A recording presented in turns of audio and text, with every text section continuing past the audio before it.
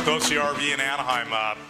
If you own a Class C motorhome that's a few years old, everybody's got this fear. They all like to collect water up in the front. So this is one of them. And so what we've done is we pulled the skin off, and the customer just thought it would be really minor. Well, unfortunately, it was soaked completely all the way through.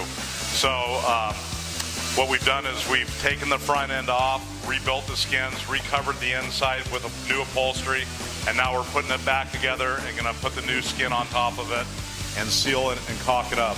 So everybody with a Class C motorhome, or any motorhome, especially with a rubber roof, make sure and maintain and get your roof resealed and inspected at least twice a year. And we can help you with that. So come see us at OCRV.